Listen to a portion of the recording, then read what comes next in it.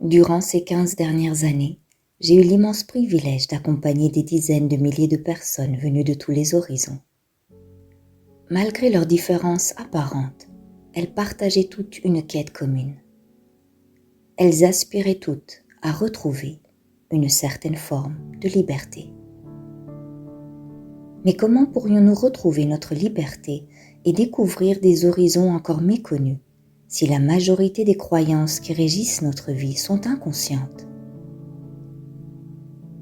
La bonne nouvelle à ce point est qu'une pensée consciente découle inévitablement d'une pensée inconsciente, puisque ces deux mécanismes s'engendrent mutuellement. Mais observer nos pensées n'est pas suffisant. Ce serait comme contempler les mauvaises herbes de notre jardin sans jamais les enlever. Pour pouvoir déraciner ces pensées, il existe une voie simple, mais puissante.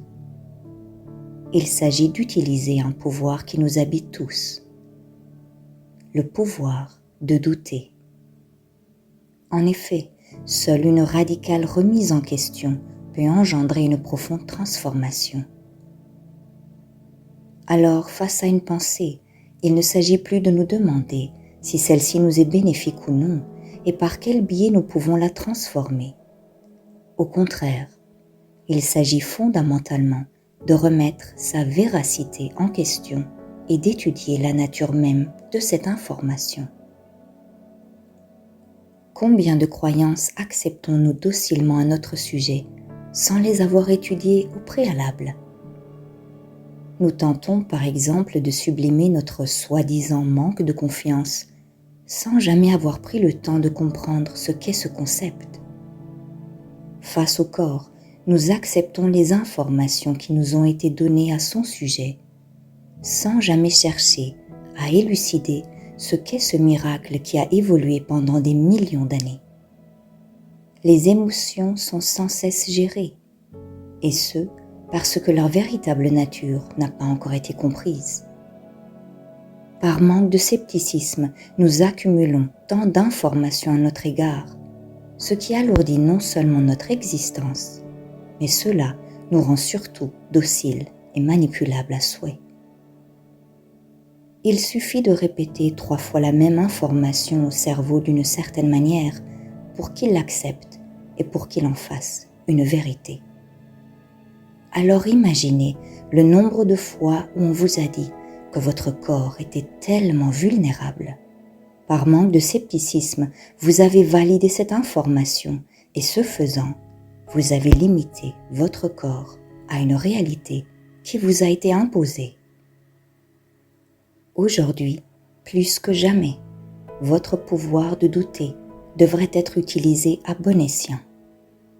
C'est votre droit légitime d'étudier avec attention toutes ces informations avec lesquelles on vous gave quotidiennement.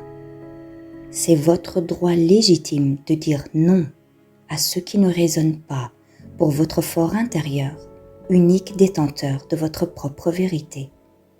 C'est votre droit légitime de retrouver votre liberté de penser et d'agir en conséquence.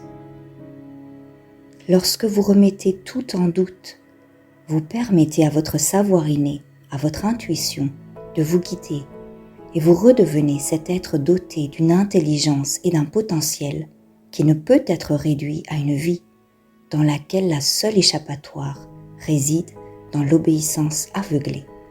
Alors, êtes-vous prêt à reprendre votre pouvoir en main et à remettre en question tout ce qui est dit au sujet de votre corps, de votre mental et de vos émotions? Êtes-vous prêt à tendre la main à la peur de perdre tous ces anciens points de repère qui vous ont été insufflés sournoisement pour vous limiter à une réalité synonyme de confinement? Êtes-vous prêt à faire le grand saut en vous-même afin de découvrir ce que vous êtes au-delà de tout ce que vous auriez pu imaginer?